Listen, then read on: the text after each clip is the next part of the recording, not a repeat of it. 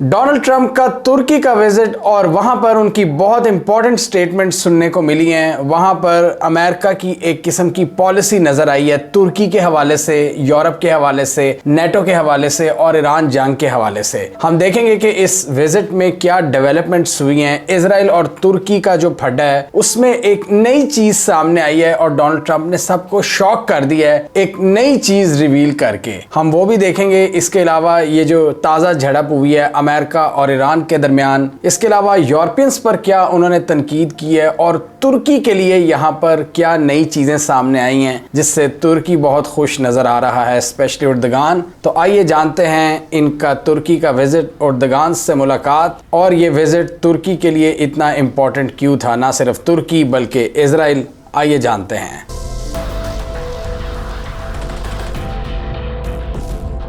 तो Donald Trump का जो हमने इस्तकबाल देखा वो बड़ा ज़बरदस्त था और बड़ी ज़बरदस्त ऑप्टिक्स हमें नज़र आई। एक जगह पर बड़े दोस्ताना अंदाज में उर्दगान ने डोनाल्ड ट्रंप का बाजू भी पकड़ा हुआ था और दोनों एक दूसरे की बस तारीफ़ें ही कर रहे थे। ये चूँकि नेटो की समिट थी और डोनाल्ड ट्रंप ने यहाँ तक कह दिया कि मुझे अब नेटो में कोई इंटरेस्ट नहीं रहा, अगर ये तुर्की में ना होती तो मैं शायद इस समिट में शिरकत ही ना करता, लेकिन चूँकि ये हमारे दोस्तों के हाथ थी इसलिए यहाँ आना मैंने ज़रूरी समझा। तुर्की हमारा बड़ा ज़बरदस्त पार्टनर है और उसके साथ हम नई नई डील साइन करेंगे। अब इसमें दो इंपॉर्टेंट डील्स हमें नजर आ रही हैं। एक तो ऑब्वियसली ट्रेड और इन्वेस्टमेंट के हवाले से है। डिफेंस डील्स जो हैं तुर्की के साथ वो भी बहुत इंपॉर्टेंट हैं और F-35 वाला मामला जो कई सालों से फंसा हुआ है। तुर्की को F-35 बेचने का मामला 2019 में कॉम्प्लिकेट हो गया था जब तुर्की ने रूस से S-400 बाय किए और अमेरिका ने कुछ डिफेंस सैंक्शंस आयद कर दी जिसमें बहुत सा मिलिट्री इक्विपमेंट और उसकी सप्लाई ब्लॉक कर दी गई। इसके अलावा तुर्की के अटैक हेलीकॉप्टर्स के लिए जो इंपॉर्टेंट कंपोनेंट्स अमेरिका से आने थे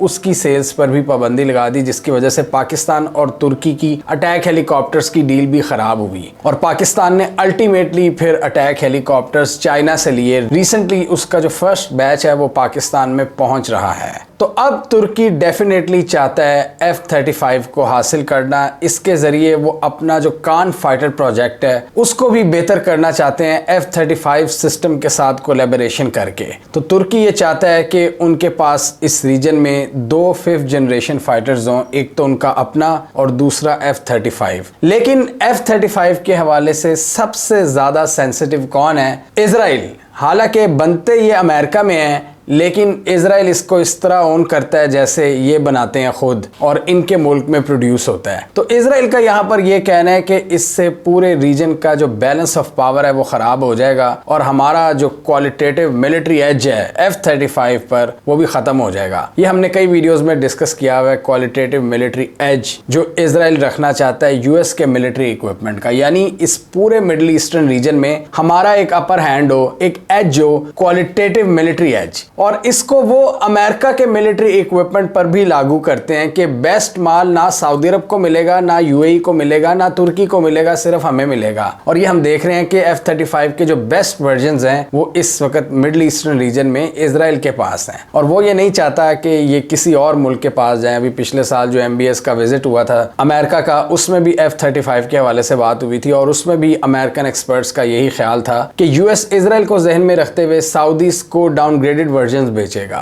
और इसलिए फिर सऊदी अरब ने मायूस होकर पाकिस्तान की तरफ देखा और JF-17 थंडर्स का एक बैच मंगवाया पाकिस्तान से। तो ये हमें पता चलता है कि ये यूएस और इजराइल का जो एक डिफेंस ताल्लुक है वो कितना मजबूत है। बेशक ट्रंप ऊपर से जितनी मर्जी इनकी लड़ाई हो जाए नेतन्याहू से, लेकिन अंदर खाते जो इनकी दोस्ती है वो बहुत मजबूत है। तो ये F-35 के हवाले से एक हमेशा कशमकश रहती है। इजराइल लॉबिंग करता है अमेरिका में कि F-35 किसी और के पास ना जाएं इस पूरे रीजन में, जिससे हमारी एयरफोर्स अंडरमाइन हो। यानी पूरे रीजन की एयरफोर्स को वो डोमिनेट करना चाहते हैं और हर आसमान को वो अपने कंट्रोल में लेना चाहते हैं। इसलिए वो नहीं चाहते कि तुर्की जिसके पास कैपेबिलिटीज हैं वो इनसे बेहतर सिस्टम्स अपग्रेड कर सकता है, तो इसलिए इनको डर है और ये लॉबिंग करेंगे। और तुर्की ने भी कह दिया है कि ये इजराइल की डिस इन्फॉर्मेशन कैंपेन है, ये इनकी बकवास है जो ये करते हैं F-35 के हवाले से। हमारी जो डील होगी वो हम काम करके ही रहेंगे। इजराइल को भी डेफिनेटली डर है कि तुर्की एक बहुत बड़ी पावर है, उनका साइज भी बहुत बड़ा है, एक पावरफुल मिलिट्री है, एक स्ट्रॉन्ग डिफेंस इंडस्ट्री है। तो इस सारी सिचुएशन में F-35 इजराइल के लिए एक बहुत बुरी खबर साबित हो सकता है। और जो थोड़े बहुत एज इजराइल ने रखे हुए हैं उनमें से एक ये F-35 वाला भी है, वो खत्म हो जाएगा। और वो तो हमेशा से यही चाहते हैं कि कोई भी स्ट्रॉन्ग मुल्क ना बचे उनके आसपास, स्पेशली मुस्लिम ममालिक। बहुत से तो वीक हो चुके हैं, कुछ कॉम्प्रोमाइज कर चुके हैं, इसलिए वो कहते हैं कि नेक्स्ट टारगेट हमारा है पाकिस्तान या तुर्की, जहां अभी भी डेप्थ मौजूद है। और इसलिए ईरान का गिरना इन सारे ममालिक के लिए एक नाइटमेयर है कि अगर ईरान गिर जाता है तो डेफिनेटली फिर अगला निशाना बहुत आसान होगा। और इसलिए हमें एक नया इमर्जिंग अलायंस भी नजर आता है मुस्लिम क्वाड की शक्ल में, पाकिस्तान, तुर्की, सऊदी अरब और इजिप्ट। यहाँ पर एक और बड़ा इंटरेस्टिंग क्लेम किया डोनाल्ड ट्रंप ने कहा है कि तुर्की चढ़ाई करने वाला था इजराइल पर। ईरान वॉर के दौरान उन्होंने कहा है कि ईरान का साथ देने के लिए और गजा के हवाले से जो इजराइल कर रहा था उसमें तुर्की बहुत ज्यादा बिफरा हुआ था और वो अपने ट्रूप्स को भी मोबिलाइज कर रहा था, जिसको हमने रोका है। ट्रंप के मुताबिक मैंने पर्सनली इंटरवीन किया और तुर्की को यूएस ईरान वॉर में एंटर होने से रोका। और कुछ एनालिस्ट के मुताबिक यहाँ पर डोनाल्ड ट्रंप इस नैरेटिव का इस्तेमाल क्यों कर रहे हैं, ताकि एक नैरेटिव बनाया जाए कि मैं अब तुर्की को रिवॉर्ड कर रहा हूँ इस बात पर कि उन्होंने मेरी बात मानी और उन्होंने इजराइल पर हमला नहीं किया, उन पर ब्लॉकेड आयद नहीं की, लिहाजा F-35 तुर्की का हक है। और इसलिए हम देख रहे हैं कि उर्दगान भी बड़ी आओ भगत कर रहे हैं। और इसके अलावा भी जो दूसरी मिलिट्री रिलेटेड सैंक्शंस थी, जो एक्सपोर्ट कंट्रोल्स थे तुर्की की तरफ, उनको भी हटाने का ऐलान किया डोनाल्ड ट्रंप ने। और यहाँ बहुत अच्छी ऑप्टिक्स नजर आई है हमें उर्दगान और ट्रंप के दरमियान। लेकिन अच्छी ऑप्टिक्स नजर नहीं आई तो वो थी ट्रंप और इनके जो यूरोपियन एलाइज हैं, जो नेटो है, उनके दरमियान। ट्रंप ने बहुत ज्यादा तनकीद की है नेटो पर। उन्होंने कहा है कि नेटो एक कागजी शेर बन चुका है और सबसे ज्यादा उनको गुस्सा इसी बात पर है कि ईरान वॉर में इन्होंने हमारी मदद क्यों नहीं की। उन्होंने कहा कि हमें जर्मनी ने मायूस किया, स्पेन ने मायूस किया, इटली ने मायूस किया, फ्रांस ने मायूस किया। और अब वो स्पेन से कहते हैं कि जी हम तिजारती ताल्लुकात भी मुनक़ता कर रहे हैं, क्योंकि स्पेन बहुत बढ़ चढ़ कर बोलता है। और स्पेन क्या बोलता है वो हमने इस वीडियो में एक्सप्लेन किया हुआ है कि स्पेनिश पीएम वो खुलकर इजराइल की इन एक्शंस की तनकीद कर रहे हैं जो ये पूरे रीजन में कर रहा है, इजराइल गाजा में या लेबनान में। तो स्पेन खुलकर सामने आया है। और एक और बड़ा एक्सप्लोसिव बयान दिया डोनाल्ड ट्रंप ने जब वो नेटो के चीफ के साथ बैठे हुए थे, क्योंकि ये नेटो समिट थी। उसमें उनसे एक रिपोर्टर ने सवाल किया सीज फायर के हवाले से कि ये जो स्ट्राइक्स कर रही हैं दोनों साइड्स एक दूसरे की जानिब, अब क्या बनेगा MOU का, जिस पर डोनाल्ड ट्रंप ने कहा कि मेरे हिसाब से सीज फायर ओवर हो चुका है, इट्स ओवर,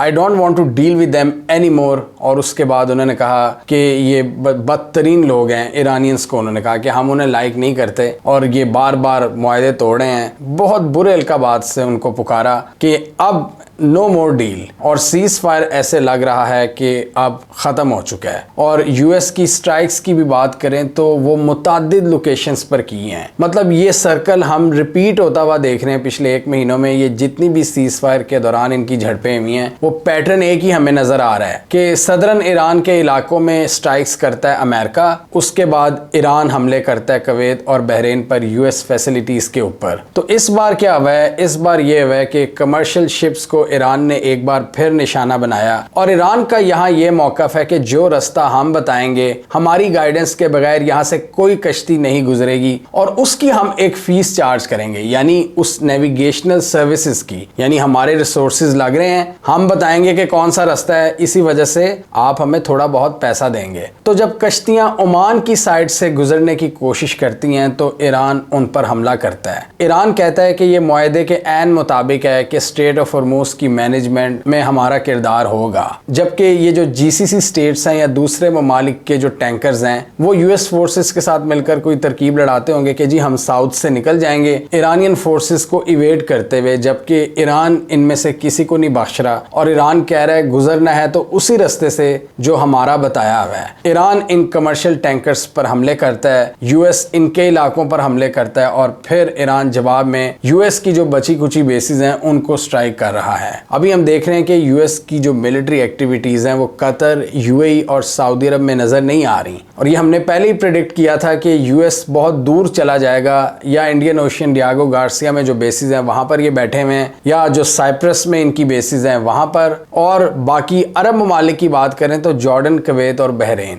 और इनको अब निशाना बनाया जा रहा है ईरान की जानिब से। और सेंटकॉम के मुताबिक हमने 80 जगहों को टारगेट किया है ईरान की, और इस दफा का जो अटैक था वो काफी ब्रूटल था। बंदर अब्बास पोर्ट को निशाना बनाया है, सिरिक के इलाके को निशाना बनाया है, कशम आइलैंड को निशाना बनाया है। ये तो था स्ट्रेट ऑफ हॉर्मुज के पास वाला इलाका। इसके अलावा जो दूसरे शहर हैं जैसा कि मैशर, इमाम Khomeini port, south western province में हमीदा का इलाका और बुशेर में 2 मिलिट्री बेसिस को निशाना बनाया, यानी इतने ज़्यादा उन्होंने कम्युनिकेशन और मिलिट्री टारगेट्स को निशाना बनाया यूएस सेंटकॉम ने, और वो अभी भी इन जगहों पर एक्टिव नज़र आते हैं। और ईरान के पास जवाब में वही बेसिस रह जाती हैं जो इस वक्त एक्टिव हैं, जो कि कुवैत और बहरीन में हैं। और क्लियरली हमें नज़र आ रहा है कि यूएई, कतर और सऊदी अरब से ये निकल चुके हैं, और ये बेसिस इनके लिए अब एक बोझ भी बन चुकी हैं। और ज़्यादातर प्रेजेंस इनकी समंदरों में है, कैरियर स्ट्राइक ग्रुप्स के ऊपर, एयरक्राफ्ट कैरियर्स और दूसरे जो इनकी वॉरशिप्स हैं वो मंडला रही हैं इस पूरे रीजन में। और ये पॉसिबिलिटी हमने 1 महीना पहले डिस्कस की थी कि जहां अमेरिका को बहुत बड़ा नुकसान हुआ है कि इनकी बेसिस नकारा हो गई हैं, वहीं ये अब ईरान पर हमले मजीद खुलकर कर सकते हैं, क्योंकि अब इन्हें डर नहीं है कि हमारी बेसिस को निशाना बनाया जाएगा। तो ये आते हैं, हमले करके फिर दौड़ जाते हैं। ईरान कोशिश कर रहा है कि इस सिचुएशन को, इस स्टेटस को चेंज करने की कोशिश करे, हिट एंड रन की पॉलिसी को नाकाम बनाए, लेकिन ईरान को इसमें डेफिनेटली नुकसान हो रहा है। और एक और बहुत बड़ा जो धचका लगा है, ईरान पर से सैंक्शंस में जो नरमी की थी वो भी यूएस ने हटा ली है। जो आई थिंक 7 अगस्त तक का टाइम दिया था कि सीज फायर के दौरान ईरान ऑयल एक्सपोर्ट्स को जारी रख सकता है, वो वेवर भी अब वापस ले लिया है। तो ईरान की इकोनॉमिक मुश्किलात में मजीद इजाफा होगा, और ईरान का इंफ्रास्ट्रक्चर भी ये तबाह करते रहते हैं, मिलिट्री टारगेट्स को भी निशाना बनाते हैं, तो अच्छा खासा नुकसान हो रहा है। कई लोगों का यहाँ पर यह भी ख्याल है कि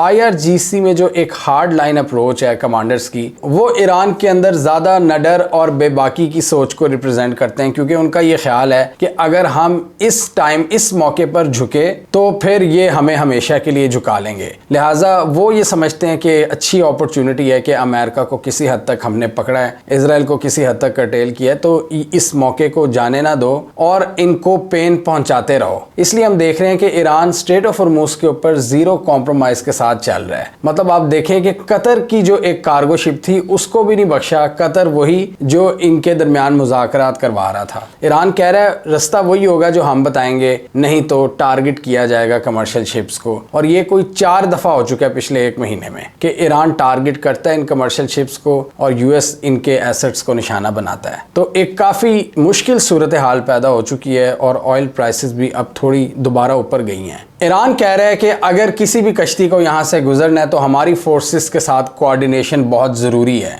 इसके अलावा अभी रिसेंटली यमन के अंदर हुसीज और सऊदी बैक्ड फोर्सेस के दरमियान भी झड़पें हुई हैं, जिसको हमने इस वीडियो में एक्सप्लेन किया था, वो भी आप देख सकते हैं। दूसरी तरफ हम देखें तो तुर्की और इजराइल के दरमियान एक टेंशन है जो कांस्टेंट हमें नजर आती है, और ये F-35 का जो मसला है ये एक बार फिर दोबारा खड़ा हो गया है। और इसमें अगर आप देखें तो डोनाल्ड ट्रंप और इजराइल के दरमियान जो इख्तलाफ है वो भी खुलकर सामने आ रहा है। यहाँ पर डोनाल्ड ट्रंप इजराइल को भी मैसेज दे रहे हैं कि हम जिस मर्जी को चाहें F-35 बेचेंगे, आप हमें इन्फ्लुएंस नहीं कर सकते। जबकि नेतन्याहू ने ओपनली कहा है कि ये F-35 अगर इस रीजन में किसी और को मिलेगा तो बैलेंस ऑफ पावर डिस्टर्ब होगा, जिसको तुर्की ने डिनाउंस किया है। और डोनाल्ड ट्रंप का यह बयान कि हमने तुर्की को रोका है इजराइल के खिलाफ सख्त एक्शन लेने से, इसका भी क्रेडिट हमें जाता है। तो हमें कमेंट सेक्शन में बताइए आपके ख्याल में ये चीजें आगे किस तरह जाएंगी। क्या आपके ख्याल में यूएस और ईरान के दरमियान जो ट्रूस था वो अब टूट चुका है, या ये 60 दिनों का सीज फायर और MOU बरकरार रहेगा? और दूसरी तरफ क्या इजराइल अपनी ख्वाहिश के मुताबिक क्वालिटेटिव मिलिट्री एज मेंटेन रखेगा F-35 के जरिए और दूसरों की सेल्स रुकवा के, या आपके ख्याल में डोनाल्ड ट्रंप तुर्की और सऊदी अरब को F-35 बेचकर ही दम लेंगे? आप क्या समझते हैं? कमेंट कीजिए। इसके अलावा हमारा यूट्यूब चैनल सब्सक्राइब कर लो, साथ ही वो बेल आइकॉन भी दबा लें ताकि वो स्टोरीज दुनिया भर से, पाकिस्तान से जिनकी मेन स्ट्रीम मीडिया पर प्रॉपर कवरेज नहीं होती, हमारे प्लेटफॉर्म के थ्रू आप तक टाइम टाइम पर पहुंच जाएं। द वाइट साइड एक ऐसा एग्जाम्पलरी प्लेटफॉर्म है जिसने आज तक कंटेंट के हवाले से किसी से डिक्टेशन नहीं ली। बमुश्किल 2 से 3 पेड कैंपेन्स की हैं और वो भी नॉन पॉलिटिकल। और इसके अलावा हम सारी रिसर्च, सारा डेटा खुद प्रोड्यूस करते हैं और कोशिश करते हैं कि बेस्ट इंफॉर्मेशन अपने व्यूअर्स तक पहुंचाएं, क्योंकि ये एक बहुत बड़ी जिम्मेदारी है हम पर। हम पाकिस्तान में इंडिपेंडेंट मीडिया की असल शक्ल हैं। हम किसी से डायरेक्शन नहीं लेते बल्कि अपनी डायरेक्शन खुद बनाते हैं। हमें भारत ने भी बैन किया हुआ है और पाकिस्तान में भी मीडिया के हालात कुछ साजगार नहीं, और बाज़ औक़ात हमें इसी वजह से एहतियात बरतनी पड़ती है। हमारे इस इंडिपेंडेंट काम को सपोर्ट करने के लिए आप हमें पेट्रियन पर फाइनेंशियली सपोर्ट कर सकते हैं, और जो हमें करंटली सपोर्ट कर रहे हैं उनका बहुत बहुत शुक्रिया। हमारे बड़े भाइयों की तादाद अभी थोड़ी है, लेकिन इनकी यही सपोर्ट हमारे लिए बहुत मैटर करती है। हमें पेट्रियन पर आप इस लिंक पर जाकर सपोर्ट कर सकते हैं। हम हुकूमतों के हर गलत एक्शन को क्रिटिसाइज करते हैं और सिस्टम की जो नाकामियां हैं उसको हाईलाइट करते रहते हैं, लेकिन हमारा जो एक रीजनल नैरेटिव है उसको भी दुनिया के सामने रखते हैं, यानी बताते हैं दुनिया को कि हम रीजन की आवाज़ हैं, हम पाकिस्तान की आवाज़ हैं। एक सही मानों में पाकिस्तानी आवाज़ जो कि पाकिस्तानी नैरेटिव दुनिया को दिखाती है, जिसमें हमारी कामयाबियाँ और चैलेंजेस दोनों शामिल होते हैं।